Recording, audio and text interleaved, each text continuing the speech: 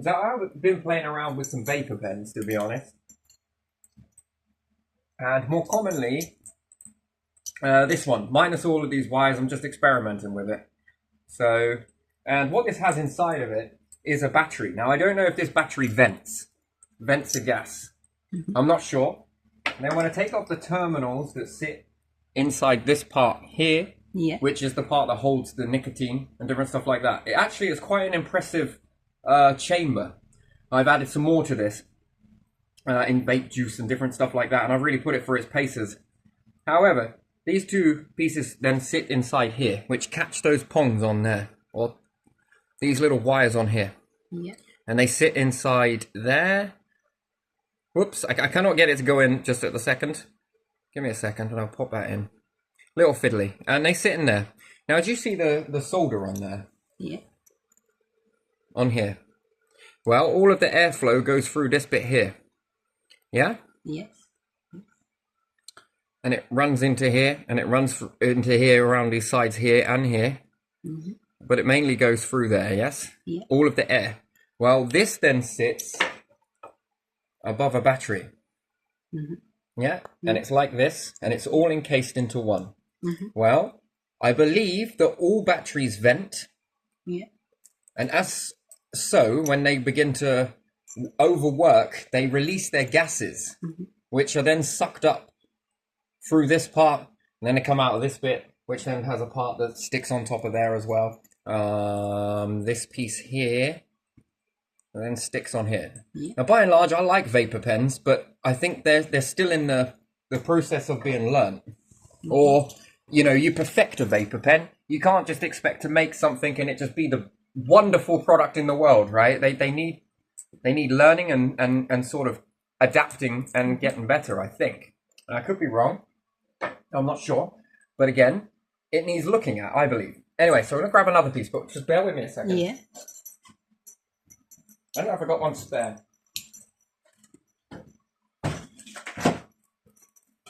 So I love playing around with technology. I really do. I absolutely enjoy it a lot. Because it's all about discovery. So this piece then, if you like, I just make sure it won't short out. Just want to pull that off of there. That's connected to that. As long as it doesn't connect to the other, I think we'll be all right. That's fine. So this bit then sits inside there, yes? Yeah.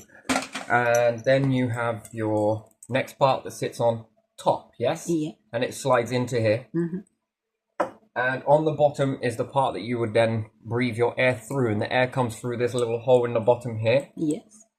And then you have your clear piece of plastic, if you like, which is this piece of plastic here. Yeah. It then sits inside there. And then the air comes out of the back, and then you have a piece of metal that then clips onto that holds onto the plastic, right? Now, as you breathe, all of that comes up into your... Yeah. Yeah? Up So you're through. not just breathing nicotine in this... Yeah. You are breathing it all from the bottom. You are getting a lot. So if this battery is venting, you are breathing that into your lungs. And I often wonder, what is that going to do? Now, also with the bit that triggers off this one is taking the air, and then it turns on the battery to then send it in to short circuit the material inside there, which then is the sponge and different stuff like that. But the next bit I ask, is this solder? You see, because as I've been heating it up, I've managed to find out that this solder gets brittle. Yeah. Not brittle is not the wrong word. When it gets hot, I literally burnt myself touching it while it was in operation. I just wanted to see if it was getting hot. And it is.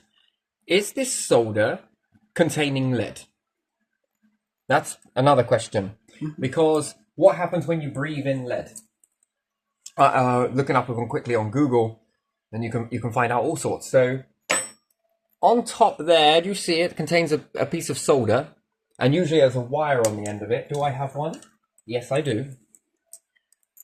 So when you see that there, that goes into that part, and it's got the solder on there, yes? Yeah. But when this gets hot, it's not melting the solder. That's the wrong thing to say. But if it's heating it up slightly, is there a chance that that is releasing, again, venting some sort of gas from it? vapor or otherwise. And then if it's connected to the battery as well, is that also venting on the solder on there, on the terminal on this one as well? Is that venting? Yeah. I see. And then are you breathing that? And then what are the long-term effects of breathing that? One, well, it's not going to do much damage, but if you are smoking these again and again and again and again and again and again and again, that small amount is then going to begin to build up. Yeah. Is this going to have a runaway effect, a bit like smoking has? It's going to cause a situation further on down the line. And if it can cause things like reproduction issues, miscarriage, what else was there? Brain function, bronchitis, Blood pressure. Upwards, isn't it? High blood pressure. Yeah. So, again, this is not great in a society that you don't need that. Now, do you really need the solder on here? No is the answer, because I pulled them off. And to get it to work without the battery, there's a different taste, a very different taste entirely. These bits are absolutely brilliant. These are very good. They're reusable. And then I look at the sponge in here. Yeah. This type of foam. And I wonder, what is it? You know, what is this made of? And yeah? Yeah.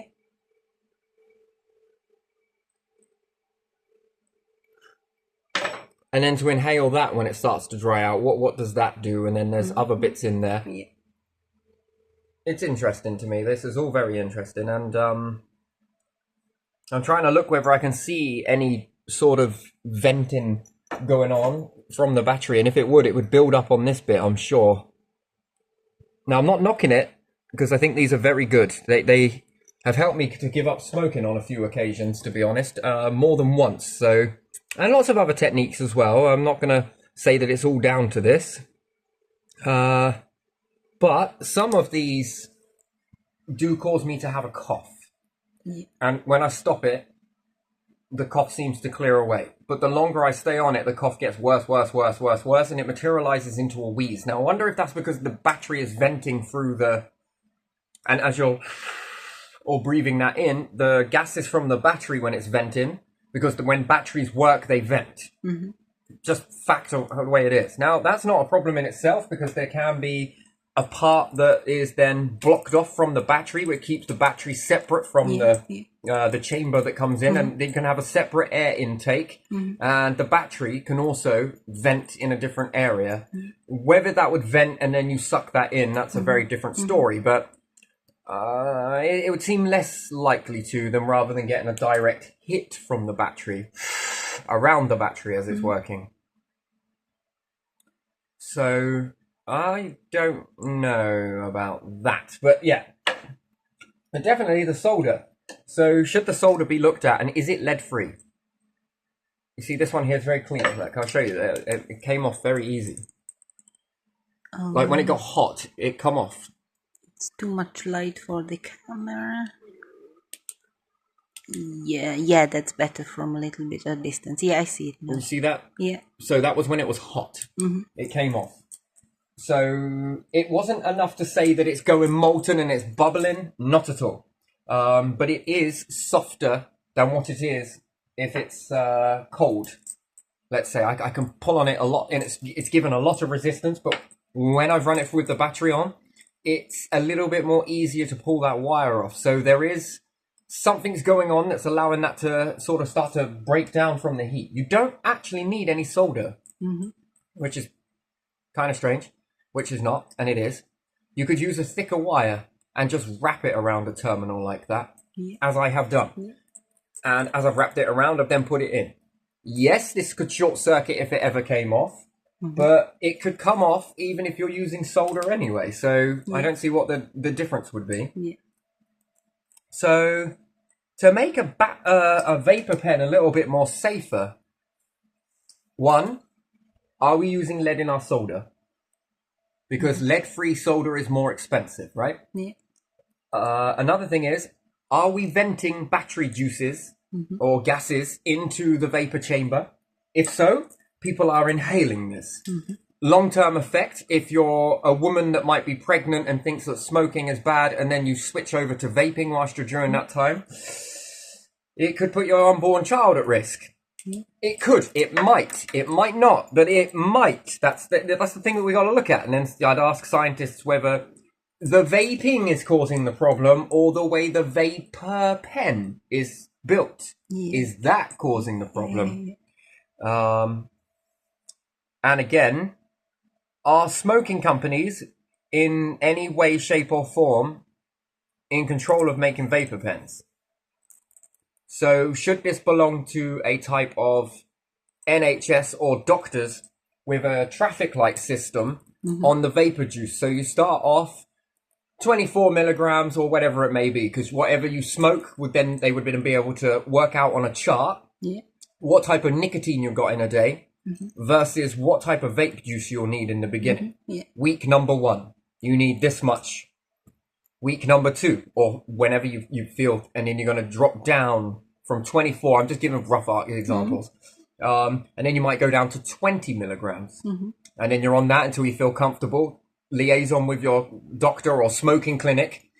Yeah, I'm now feel ready again. Okay. And then you go down again. And then you might go down to 15. Bit more of a jump until you find, because when you come down off of this stuff, the craving, if you want to say it's mental or anything else, physical or whatnot, you sort of come down, and when you come down from it and you hit the vapor pen, it sort of brings you back up again. Not all the way to the mark you were. Then you sort of dip down, and then you're on it again, and then sort of it dips down. You've got the symptoms in that. But because you've come so much more lower, when you hit the vapor pen, it rises you back up again. So it sort of satisfies the receptor for a little bit. And it seems to make do until you become comfortable. You're sort of landing a plane with it and you level off. Then you come down again. And then you've got to ride it out until those cravings subside. Then you have landed slightly. You've reached that, I don't know, plateau. Not really sure if it's called that, but you've reached a peak. Then you're ready to come down again. Or you reach the peak until you're comfortable with that peak. And then don't rush it. Never rush it. I think that you need to, if you reach that sort of peak and you're just adjusting to it and getting used to that feeling, take as long as you need to get used to it. And then you come down again. And then you come down again, and you come down again until you're reaching like near enough no percentage and nicotine-free product. Nicotine-free with 1% in it is enough just to sort of, on that day that you are having a really bad, terrible day, I don't know, whatever it may be that's triggering you off, there's just, you get a hankering that you just cannot cure yourself, and you've tried all your distraction tactics, and if it's just not enough, and then you just hit it. It can be enough just to give you that sort of, this is not bad, right? And then getting completely free of it. Completely, to the point where you might only then be using it. Like when you get to like 3 milligrams, 2 milligrams, 1 milligram, no milligram, just standard plain liquid. There's no nicotine in it at all. You can try going for that vapor pen, but you've got option 2 at 1%. If option 1 doesn't satisfy it, because I mean, this gives the real good kick in the back of the throat that you're after. It gives that sort of, there's something to do with the hand, and then, okay, yeah, I got this now. I got this, and then you can put it back away in your cupboard, your medicine cupboard somewhere. If you're going out, keep it somewhere in your car. Make the effort to go and get that out of your car. And if it's absolutely sodding it down with rain, by the time you got your jacket on and everything else, you might be like, actually, I feel good. I'm going to go back. I don't need it now. And it's just something to give you that it's okay, it's there. But in that process of that, I think that we missed that traffic light problem. And one of the biggest things that my takeaway of it was that sometimes I could get the lower milligrams of nicotine in the vape juice. And sometimes they sold out. And then it was, what am I going to do? So then I went up to the next milligram up, which was around 12. It's put me back up again. Now I got to work my way to come back down. So I think the supply chain issue would be something that if it was in a chemist, it removes it away from the reach of the children. And then it's prescription based. This helps you get off of smoking at the end of the day. The first step is going from smoking to vaping. That's tough, right? There is a missing about it. There is something that is very much. It's not the nicest, greatest feeling in the world going over to it. But in the meantime, I think that manufacturers should listen to individuals that might come up with this sort of thing. That that there might be, especially if people are long term on this, the battery venting is an issue. Yeah. Probably needs looking at. Yeah. Is there lead-free solder going into this? Is there a need for solder to go into this? And if it's not, and it can be worked in just wraps, or better still, like 9-volt batteries, Yeah. where they've got that one shape versus the other shape, and you just clip something on the end of it. Something at the back end of that, can it just be wrapped round? Just wrapped around so that it's held into place so that it's not going to go anywhere. No matter, you're not exactly going to open them up and be tugging on the wire, so it should be quite safe in there. And then another safety feature on top of that would be if it ever did short out, it turns off the battery. Like a fuse, a type of fuse type thing. Nope, battery off, something wrong, flash up with a red light, take it back and swap it out with another one. That ain't your fault, that is just the way it is. So battery venting, lead, and then what are these other chemicals in the lead-free solder? And what are the health effects of that? Again, should it be looked at?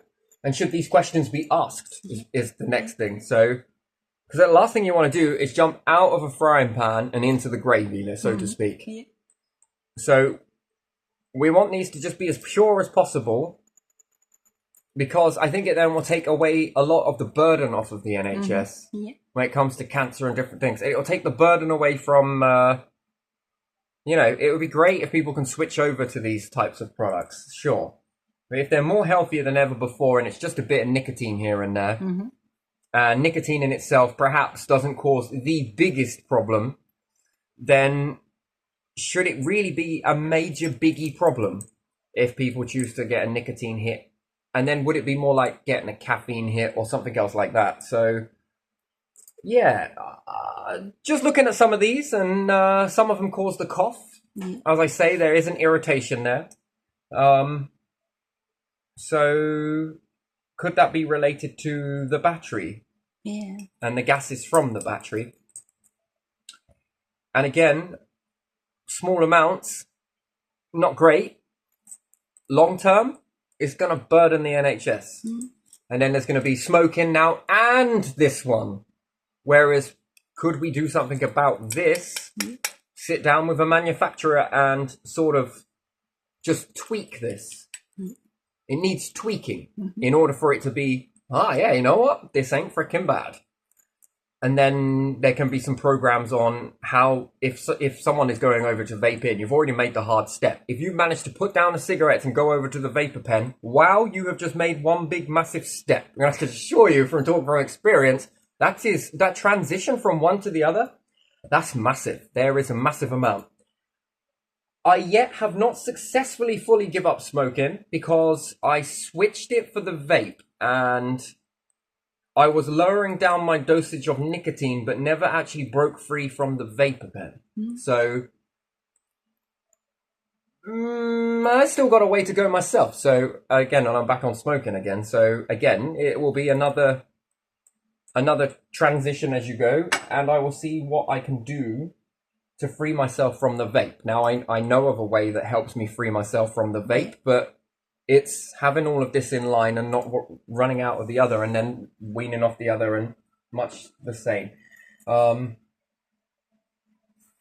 yeah, so that's what I've been looking at. I'm going to keep this one short and sweet because I think that is what I wanted to cover, because I hear that the vapor pen is getting a bit of a bad reputation, and I wanted to find out what could be causing that. Because I don't believe it's the nicotine itself that's doing it. No, I believe that the vapor pen is a hell of a revolutionary device. It is brilliant and it has a lot of benefits. But it might need to go just that step further, I'm going to say. And then the plastics around the battery and the glue that holds this tape on. When it gets hot, what does that do?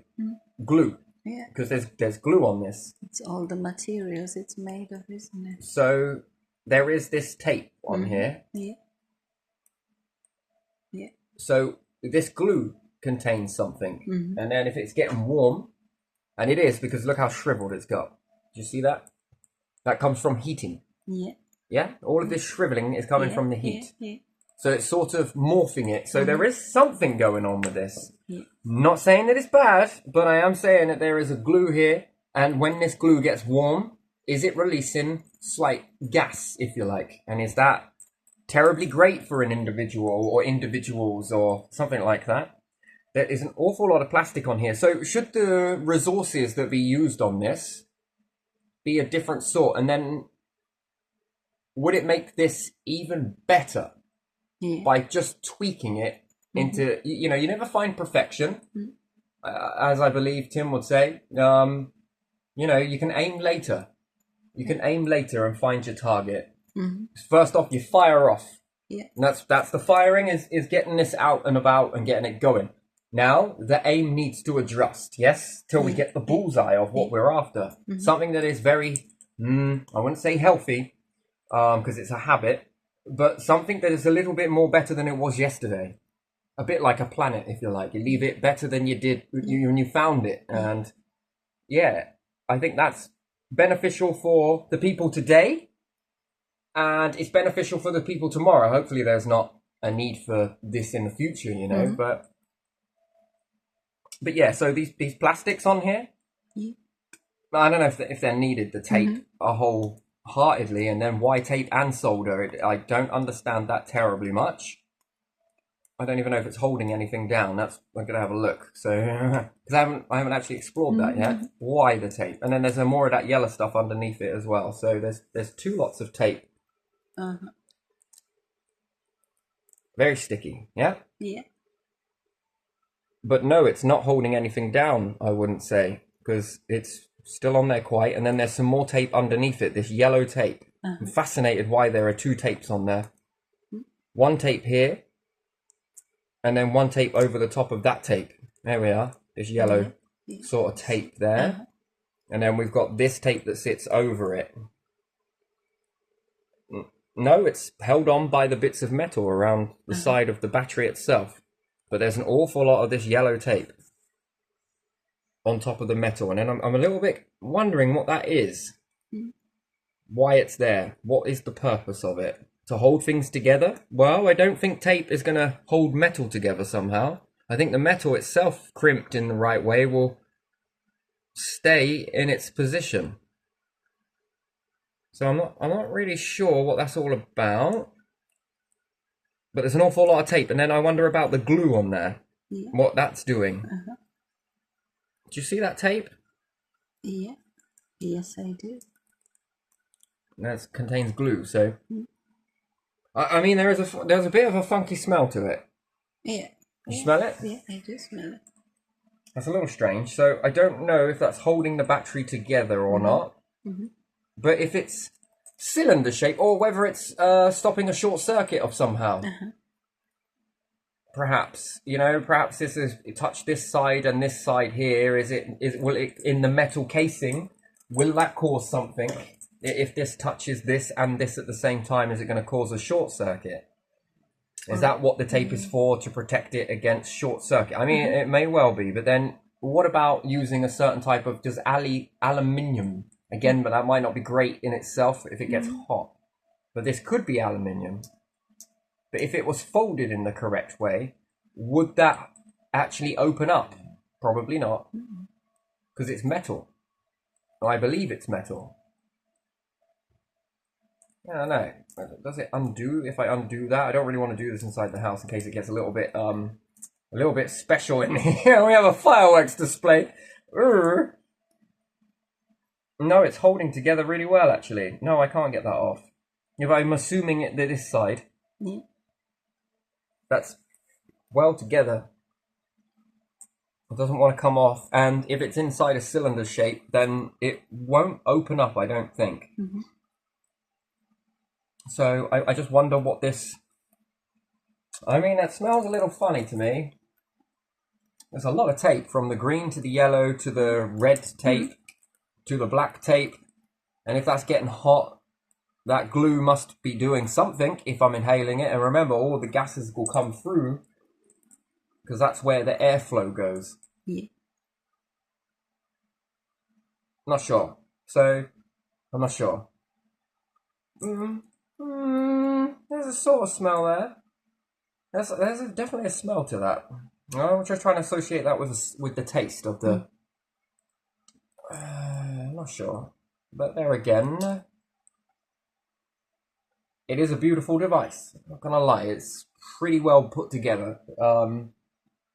Just I wonder if it could be bettered. That's all. Because high blood pressure in a society is not great. No. And it's there already anyway. Yeah, I don't think that really works. I think that can be quite addictive in itself, can't it? Causing an adrenaline spike. Mm-hmm.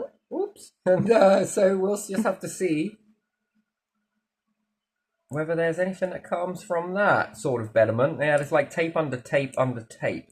It's the glue side of it. Just a bit. What are the ingredients in that glue, if any? And then, oh, that is Christ, is that sticky? That is something. Well, it's not enough to hold that, but it is enough for me to gain some sort of. It's tacky. Yeah.